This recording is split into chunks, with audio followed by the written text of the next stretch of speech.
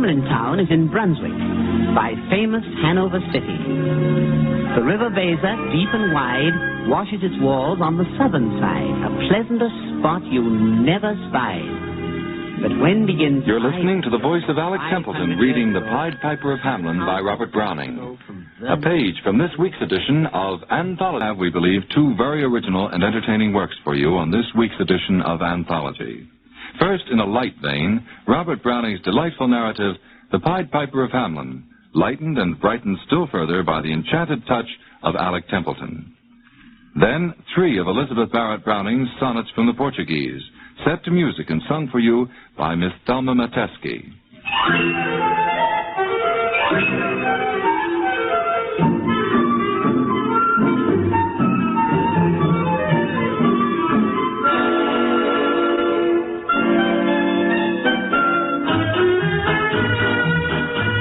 Since The Pied Piper of Hamelin is a poetic fantasy, it seemed only natural that I should meet Alec Templeton in an equally fantastic fashion.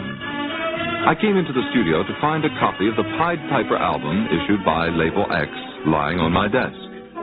I was immediately interested since Mr. Templeton has always been a great favorite of mine, and I knew that his treatment of Robert Browning's fabulous fable would be well worth hearing. I started to open the album when I heard... Mr. Templeton, wait a minute till I get this flap open. Now. Oh, I'm glad to be out of there, Fleetwood. It was quite hot. Yes, I can imagine. And those record envelopes are so cramped, too.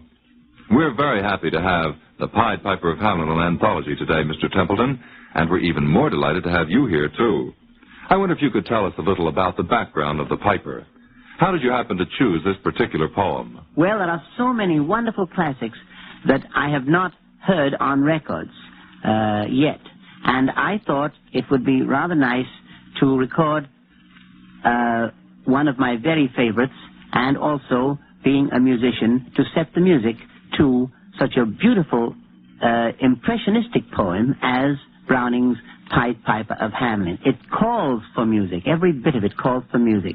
And I've often thought of this poem in terms of a ballet, but with so many of the little rhymes in it, I decided that with the themes of the mare and the rat theme and the piper and all the different themes, that we should also have a little song to go with the music, such as I'm able by means of a secret charm, which you will hear. And also I did that because I thought my young friends could sing along with the record if they wanted to. And so that was why I did that. Well, maybe we can all follow the little bouncing ball, Mr. Templeton. Thank you so much for stopping by to say hello to us. And here, for the young in heart of all ages, is Robert Browning's The Pied Piper of Hamelin, scored, played, narrated, and sung for you by Alec Templeton.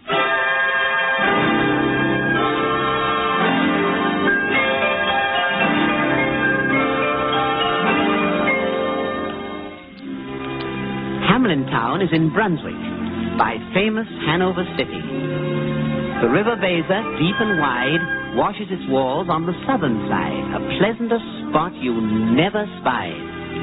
But when begins my ditty, almost 500 years ago, to see the townfolk suffer so from vermin was a pity.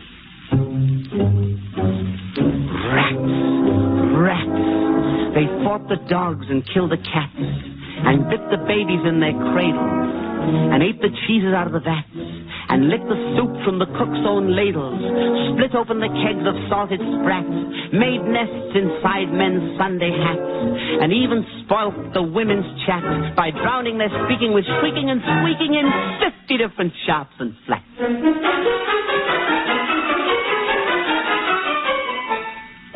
At last, the people in a body to the town hall came flocking. "'Tis clear," they cried, "our mayors are naughty. And as for the corporation, shocking to think we buy gowns lined with ermine for dolts who can't or won't determine what's best to rid us of our vermin." An hour they sat in council. At length, the mayor broke silence. "It's easy to bid one rack one's brain. I'm sure my poor head aches again. I've scratched it so. but all in vain. Oh, for a trap, a trap, a trap. Just as he said that, what should happen at the chamber door but a gentle tap? Bless us, cried the mayor. What's that? Only a scraping of shoes on the mat? Oh, anything like the sound of a rat makes my heart go pitter-pat. "Come in," cried the mayor, looking bigger. And in did come the strangest figure. His queer long coat, from heel to head, was half of yellow and half of red. And he himself was tall and thin, with sharp blue eyes, each like a pin, and light loose hair, yet swarthy skin. No tuft on cheek, nor beard on chin, but lips where smiles went out and in. There was no guessing his kith and kin. He advanced to the council table, and, "Please, your honor," said he, "I'm able by means of a secret charm to draw all creatures 'neath the sun that creep or fly or swim or run after me as you never saw. And I chiefly use my charm on creatures that do people harm. The mole, the toad, the newt and viper, and people call me the Pied Piper." And here they noticed round his neck a scarf, same check, and at the scarf's end hung a pipe. And his fingers, they noticed, were ever straying, as if impatient to be playing upon that pipe, as low it dangled over his vesture so old-fangled. "If I can rid your town of rats, will you give me 1,000 guilders? "One? 50,000 was the exclamation of the astonished mayor and corporation. Into the street the piper stepped, smiling first, a little smile, as if he knew what magic slept in his quiet pipe the while. Then, like a musical adept, to blow the pipe, his lips he wrinkled, and green and blue his sharp eyes twinkled, like a candle flame where salt is sprinkled.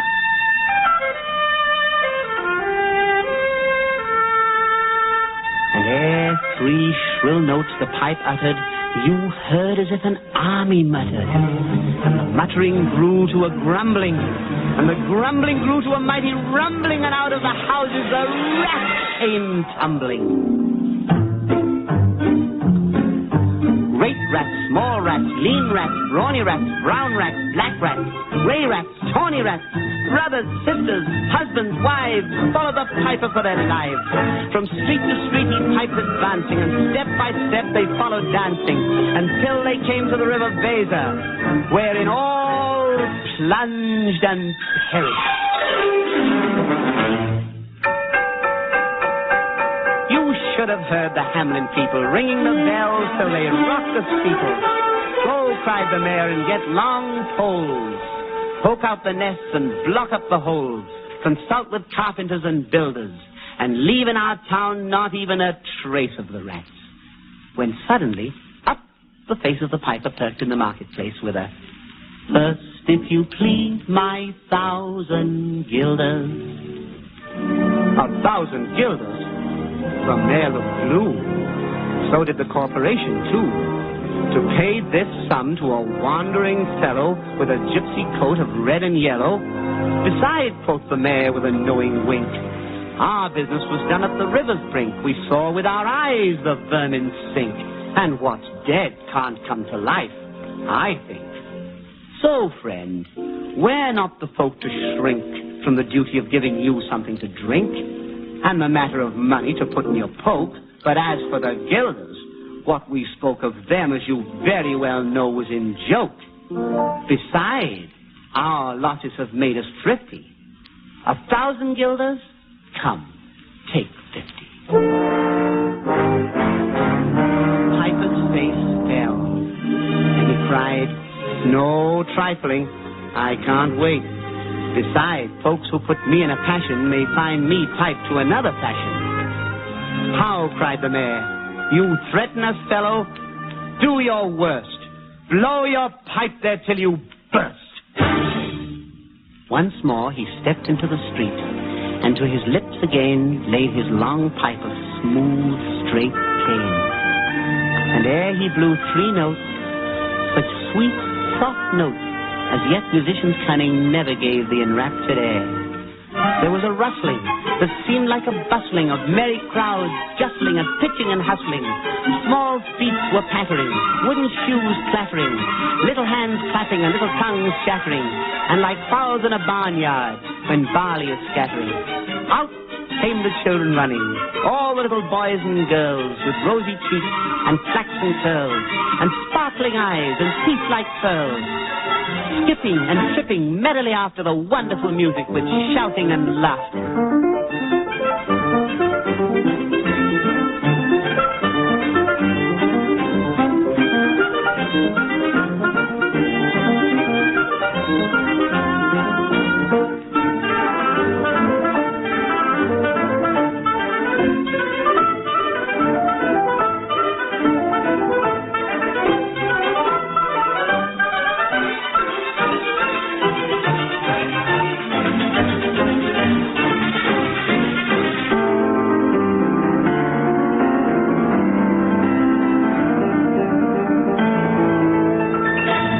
The mayor was done, and the council stood as if they were changed into blocks of wood, unable to move a step or cry to the children merrily skipping by, and could only follow with the eye the joyous crowd at the piper's back, as the piper turned from the high street to where the Weser rolled its waters right in the way of their sons and daughters. However, he turned from south to west, and to Copperberg Hill his steps addressed, and after him the children pressed. Great was the joy in every breast.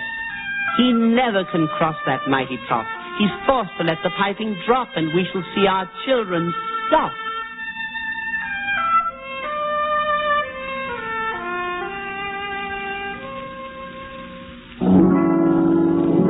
When lo, as they reached the mountainside, a wondrous portal opened wide, as if a cavern was suddenly hollowed, and the piper advanced, and the children followed. And when all were in to the very last, the door of the mountainside shut fast. Did I say all? No, one was lame, and could not dance the whole of the way. And in after years, if you would blame his sadness, he was used to say, "'Tis dull in our town since my playmates left. I can't forget that I am bereft of all the wonderful sights they see, which the piper also promised me. For he led us, he said, to a joyous land, joining the town and just at hand, where waters gushed and fruit trees grew, and flowers put forth a fairer hue, and everything was strange and new. The sparrows were brighter than peacocks here, and their dogs outran our fallow deer, and honeybees had lost their sting, and horses were born with eagle's wings. And just as I became assured my lame foot would be speedily cured, the music stopped, and I stood still, and found myself outside the hill, left alone against my will, to go now limping as before, and never hear of that country more.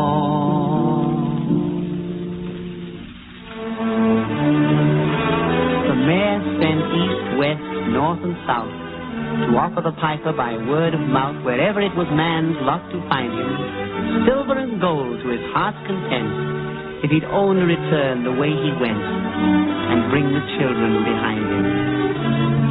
But alas, they found 'twas a lost endeavor. Piper and dancers were gone forever. So, children, let you and me be wipers of scores out with all men, especially pipers. And whether they pipe us free from rats or from mice, if we promise them aught, let us keep our promise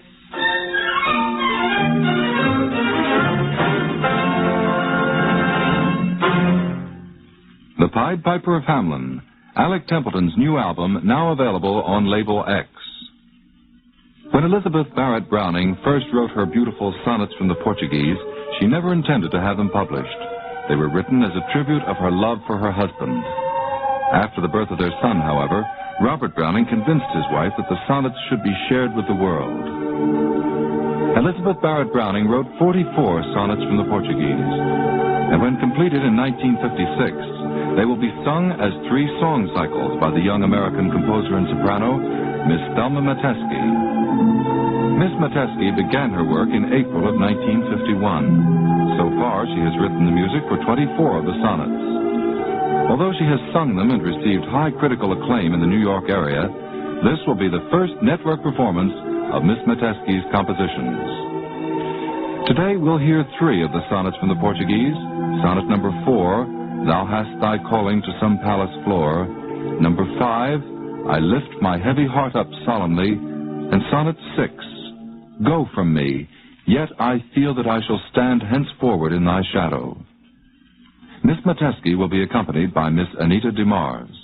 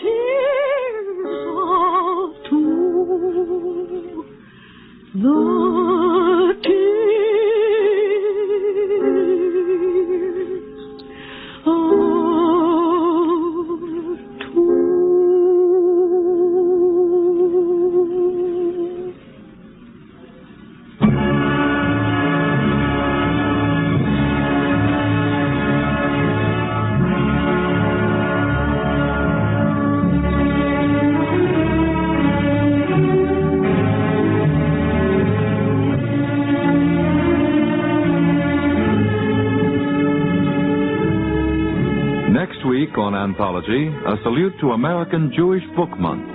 Excerpts from the selected essays of William Carlos Williams, just published by Random House, and the poetry of E.E. Cummings, read by the poet. Anthology is brought to you, transcribed, in conjunction with the Poetry Center of the YM and YWHA in New York. This has been an NBC radio production, written and directed by Draper Lewis. Until next week, this is Fleetwood wishing you good luck and good reading.